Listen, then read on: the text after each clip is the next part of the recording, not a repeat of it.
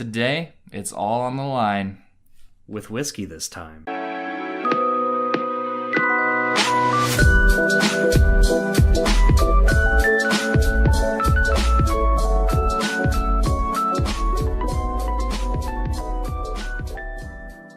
Hey everybody, welcome back to Two Guys, One Desk. So this week, Zach's got some questions about whiskey for me. As I asked him about the beer in the previous episode, he's going to ask me about whiskey in this one. And you're in for a treat, because I found some really interesting questions, some of them historical, some of them a little strange. A little strange? I like strange. And we're gonna roll the dice on this gamble a little bit. So, you know, as in the last episode that we asked each other questions, there will be a little bit of hot sauce on the line. Not as much this time, because they're going a lot hotter. Going with the ghost pepper sauce this time. So there are 6 questions. Mm-hmm. And if John can get at least 3 of them right, he's in the clear. If he gets 4 of them right, I'm taking the hot sauce. But also, as a bonus, if John gets at least 3 questions right, I drew a secret portrait on this piece of paper in this notebook. If I don't get him right, I'll never get to see the portrait. He'll receive as the prize. So I'll hang it up on my refrigerator. Let's hope he gets at least 3 or less correct. Oh yes, and if he gets under 3, of course, he will consume the hot sauce. That's right. So basically, I only need to get 50%, which is a failing grade most of the time, but I only have to get 50% to avoid the punishment. And some of these questions are a bit challenging, so I feel that 3 is pretty fair. Instead of going for the majority, half, I think it's a good Fair breaking enough. You know point. the questions, I don't. I know the questions, but I guess, to start, we might as well go ahead and pour our beer for the day. Sounds good. Which is Count Nebula from Fountain Square Brewery, which is located up in Indianapolis, and we have actually been there a handful of times now. Yeah. Oh, I just spilled some. Don't worry about it. Got it on my hand. Directly under your hand. No towel required. But we've never tried this particular brew before, so that's fun. It's Creamy. chocolate milk stout, by the way. That's a 10. It's good. Smooth. Creamy. That's a 10. I'll get one more sip. Pretty tasty. Yeah, it is good. It's a chocolate milk stout too, so yeah, the chocolate really comes through with it. It does. It's got a little bit of some smoky undertones. A little smoky, but then the lactose makes it a little sweeter, kind of curbs it from being too bitter. Yeah, it's good. But it's a good taste. But without further ado, let's get into the questions, and we'll come back to this beer later. We're gonna dive on in here. Now, my questions were a bit lengthy, so I kind of have almost like a paragraph written down for each question. No, nice. So I guess we're just gonna start right on out with this one. Okay. With I'll listen and try not to look at your answers. Spending the big bucks. So basically, the question is going to be, how expensive was the most expensive bottle of whiskey sold for? The world record. Just like a bottle? The world record. And here's some information on it. Okay. It's 1 of 4 in the world. 1 of 4? 1 of 4. Okay. It is 6 liters. Okay. So about 3 soda bottles. Okay. The decanter alone that it comes in... It comes in a decanter. It comes in a decanter. Nice fancy decanter. That took 17 craftsmen over 50 hours to complete. How many? 50 hours with 17 craftsmen. Holy shit! And it is titled the Constantine. The Constantine is the name of the whiskey. Yes. That's I guess how it was branded, but the whiskey that's actually inside of the container is Macallan M whiskey. So I've got 4 options for you. Okay. Did it sell for? And this was sold in a auction in Hong Kong. Did it sell for $572,309? Okay. $67,313, $225,648, or $628,205. Okay. Well, I'm gonna have to go. I'm definitely gonna say it's over 100,000. Sure. I would say it's probably one of the last two, either over 200 or over. It could be. I don't know if it'd be over 600,000. That seems insane. Now I know we did look at actual whiskeys, like expensive whiskeys in Chicago. Oh yes. This week, and there was one bottle at a place that was a $50,000 bottle. So I can definitely see it being like outrageous, especially if it's like a 1 in 4. Well, and especially since you consider that $50,000 bottle was just kind of openly available, wasn't sold on auction. Right. Right. You could just buy it at the liquor store. Didn't come in a handcrafted container from 17 craftsmen. Gosh, man.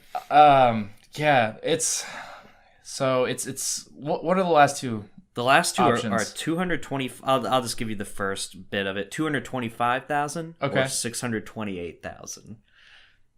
I might have to go with the bigger number here. I'm gonna have to say 628,000.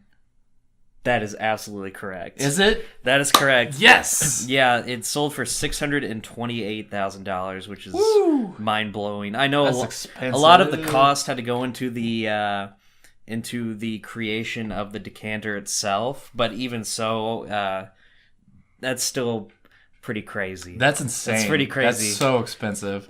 So yeah, I hope well it was done. good. Well, I feel like there's a certain point that whiskey hits where it just can't be worth that much money. well, I think that qualifies, and I mean, even after it's aged so many years, I feel like it can only get so much better as well. But yeah, I couldn't find any information on the age of it, so that's a mystery. Okay, that's a mystery. Okay. I just know it's got to that be pretty old. It's the Macallan M series, whatever that is. Mature. So speaking of old whiskeys, here's another question for you. Okay. How old was the oldest whiskey sold at auction for? Like how many years? And I'm gonna give you a range because they couldn't quite pinpoint the exact year. Okay. So a little bit of background on this one. The oldest whiskey sold is the Glenavon Special Liqueur Whiskey by Glenavon Distillery. Okay. In Scotland, and the origin of this bottle, it was passed down through generation after generation of this Irish family, and ended up selling for 14,850 pounds. Okay. So, is this whiskey 159 to 166 years old? Is that the lowest end from the selections? No. Oh, no. okay. Okay. I was like, whoa. 59 to 67 years old. Okay. 94 to 101 years old. Okay. Or 210 to 218 years old. Okay. Gosh. I can't see anything surviving for like centuries like that. But I mean, I suppose it's possible. But if not, like if it's branded under a specific distillery, I feel like it's got to be a little more reasonable. Well, and they trace the origins to a distillery. Now, I don't know if it actually had proper labeling or not. This is just supposedly the origin of it. And again, I don't know if it was proper. I'm assuming it had to have had some label in order to track it, because otherwise they wouldn't have been able to. You know what I mean? Yeah, you're trying to throw me off right now. Oh, no, I'm just... I don't think it's over a century old. I'm going to go with answer C. The 94 to 101 years? Yes. That, unfortunately, is incorrect.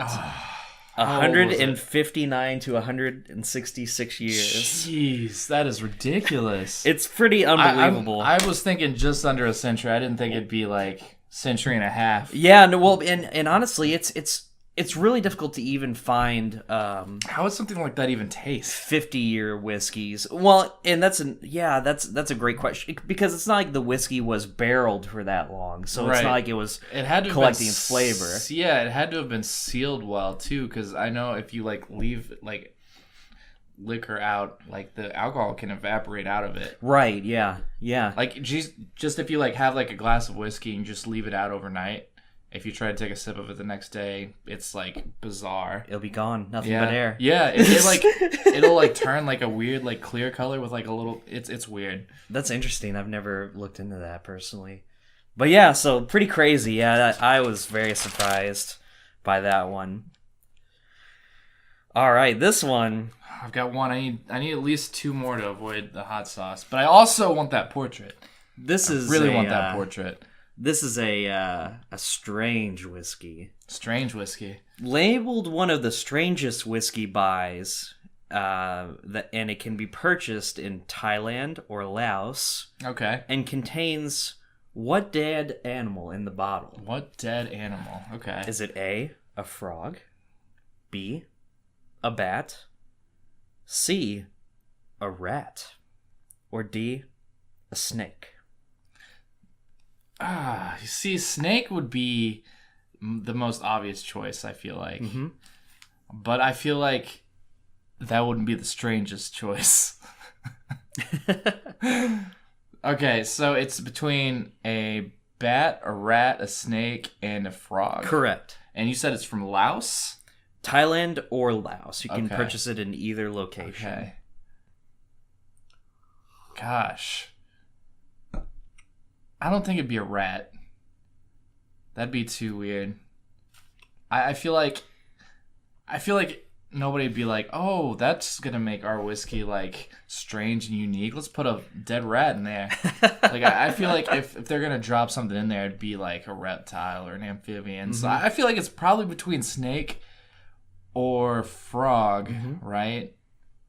But because you said it's like the strangest one in existence, I'm gonna have to go with B, bat. Well, and I don't want to mislead you. It is labeled one of the strangest whiskeys, right? So I don't want to throw you off by saying it's one of the strangest liquors, one of the strangest whiskeys. Okay. Well, okay. Oh gosh. All right. Well, not to throw you off track. Not to throw you off track. I know that they make whiskey with snakes in it. I'm gonna go with D, snake. I'm just gonna go for it. That is absolutely correct. Oh gosh, you could have just let me fail right there. I didn't. I was gonna go for it. Well, it wasn't. I didn't want you to have the wrong perception that it was like the weirdest animal choice. It's just the weirdest whiskey choice. And more specifically, what makes it interesting is that they typically use cobras. Okay, I've seen these bottles. So, I've seen pictures of these bottles before. Yeah, it's pretty crazy looking. I would love to try one, honestly. Well, that'd be an interesting experience. And it does actually flavor the whiskey to a certain degree as well. If we ever make a trip to Thailand, we're going to buy a bottle. Get us some snake whiskey. Yeah. All right, here we go. This one. Just one more for that portrait. I feel like this one's one of the easier ones. Oh, we'll good, see. Good. The top-selling whiskey brand that sold 12.49 million cases in 2016. Okay. Is it A, Jim Beam, B, Jack Daniels, C, Evan Williams, or D, Crown Royal? Now, it's definitely A or B. I would say those are probably the most popular, easy to find, because they're kind of like on the lower end of like the price spectrum. More affordable. And so I feel like more people would pick it up just because of that, especially for like people that want whiskey to take to parties and stuff like that. Bars I feel like, and all that jazz. I would honestly, gosh, Jim Beam and Jack Daniels are both like a good choice there. But I'm going to have to go with Jack Daniels. That's my instinct, to go with Jack Daniels. Absolutely. Yes! 3 so you already. At least got the portrait. Now, I got the portrait. Now I can punish you. Now you can punish me, and no more hints from me, because I don't want to partake in this hot sauce. See, you should have just let me go with bat. I couldn't do it with good conscience. I felt like the question may have been a little misleading, so I wanted to make sure I was very clear. Okay. All right, here we go. This is a pretty difficult one. How strong is the world's strongest Scotch whiskey? World's strongest Scotch. It is, God, I don't know how to pronounce it. Breukladich. Something like that.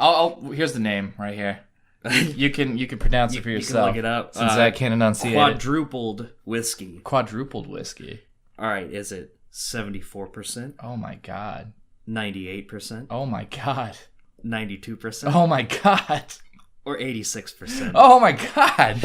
I thought you were going to go lower. No, It sir. just kept getting higher. And then you're like, 86. Okay. So give me the percentages again. 74. Mm-hmm. 98. Mm-hmm. 92. Mm-hmm. 86. Oh, gosh. Oh, and it's the world's strongest scotch? Strongest scotch. Serve with cubes, please. Oh, man, I feel like it being like in the high 90s or low 90s even would be like way too much just for a scotch. I'm going to go with 70, what was it? 76? 74. 74. I'm going to go with 74%. Unfortunately. I wanted to make a dramatic pause. That is incorrect. Don't start it out with unfortunately.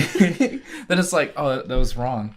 But I guess you could have been like, well, unfortunately, I'm taking that hot sauce. Well, see, yeah, I wanted to. But you said that, and I was like, oh yeah, I wanted to spin it for a second and see if you kind of thought about it. The correct answer is 92. Gosh, 92%. That's crazy. Blazing hot. Is that even still considered scotch at that point? Still scotch, yeah. It's all about the base ingredients and the style and everything. But yeah, it is technically still a scotch. That's insane. Gosh, I forget how many batches they've made of it. But either way, I won't be purchasing it. Yeah, not for me. No. All right, now we talked about the most expensive whiskey. Okay. But we didn't talk about the cheapest. The cheapest whiskey. Ooh. The cheapest whiskey that's been discovered or actually like actively recorded. Okay. In the world. Found in Vientiane. And ranges from, it's been spotted from anywhere from 74 cents to $1 for like a 0.7 liter bottle, and it is 45% alcohol. Oh my goodness, it probably tastes awful. You gotta figure out what's it called. Oh my goodness, here we go. Is it Lao Lao? Lao Lao. Ding Ding. Those Lao Lao prices. All right, here we go. Lao Lao. Ding Ding is your second one? Ding Ding. Ding Ding. Yang Yang. Lao Lao, Ding Ding, Yang Yang. Or Ping Ping. Or Ping Ping. Now it's not Ping Ping. I know better than to fall for that one. So you think at least. Now, if it was, wouldn't that be amazing? All right, so Lao Lao, Ding Ding, Ping Ping, or Yang Yang. Yang Yang. Oh man, I really hope it's Lao Lao, but let me think about it. All right, Lao Lao, Ding Ding, Yang Yang. Oh man, not Ping Ping. Inside joke. Gosh,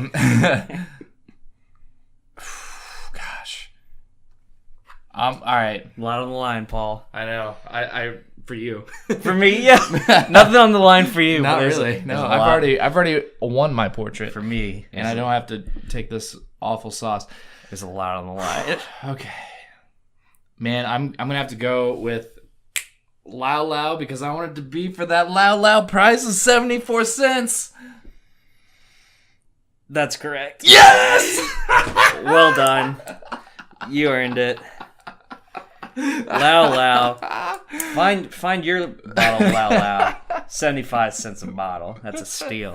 That Lao Lao price is 75 Lao Lao prices. So yeah, well done. 4 out of 6, and I thought a lot of these were fairly challenging questions. I feel like the last one was like pure luck. Yeah, and I nailed it. Fortunately, you went with the one that made the most sense because I am terrible at making up names. Well, I wanted to just make it consistent with the repeating name. Yeah. I like Ding Ding. Ding I was Ding between Lao Lao and Yang Yang. Yang Yang. Yeah, that's the two I was like between. Oh man. Ding Ding did seem like a Zacism. Ding Ding. Ding Ding and Ping Ping. We have a winner. Well, so before I torture myself with the sauce, you get this portrait that I drew, which is a self-portrait of me as a bird. So portrait is... Oh my goodness, that's beautiful. Hang on, I gotta take this up to the camera You for everyone to see gotta it. go ahead and show it to I'm gonna everybody. hang this on my refrigerator. All right, here we go. There he is. There it is. Self-portrait of me as a bird. Enjoy. Drink it in. Brighten your Drink it in. brighten your day. Brighten your day with that. Well, Beautiful. and I guess without further do we review the beer or do I take the sauce? I think the sauce and then the review. Yeah, I've had enough taste of the beer. You don't have to go crazy on it. Yeah, it goes pee pee. Here, I'll tell you what. I'll let you pour it for me, so that way I don't under or over pour. A champion's pour is the kind of pour I want. How about that? A winner's pour. That's a nice think- sized dollop. It's a pretty good dollop. It's a pretty hot sauce, but hey, it ain't Reaper. Oh yeah, and it won't wreak havoc on your digestive system. I later. won't have horrible cramps for hours. It'll just be painful for like the next few minutes. I'll just flip it on my tongue. Woo! How's that feel? Feeling alive? Might want to take some beer. Gonna choke on them spices. That's a spicy meatball. Sorry about that. You earned it though. Well done. Oh man! All right. Well, how what do you think about this beer? Count Nebula, really good chocolate. Really good chocolate flavor. I'm crying, dude. How's it for the hotness? Ooh, it's pretty hot. It's hotter than when it was on the wings. I think it's some more sauce. I don't know. You did drown those wings in that sauce. Or at least there's chicken to mask it a little bit. That's true. But Chocolate. Chocolate's really good. The sweetness of the lactose is nice, so it's not overly bitter. I would say, for me personally, I give it about 3.25. 3.25? Yeah. Oh man, I really enjoy this beer. Like I'm just a sucker for dark beers in general, especially like the milk stouts or like porters, like coffee porters especially. And it's got like that smoky, like chocolatey flavor. Definitely. I really enjoy it. I'm actually gonna give it a 4. Awesome. On my personal preference scale. And it's a great time of year for dark beers as well. Cold weather's the best time to enjoy dark beers. All right, guys. We did it. Thank you guys so much for watching. Like, comment, subscribe. Do what you guys do best. And we'll see you guys again in the next one. Later.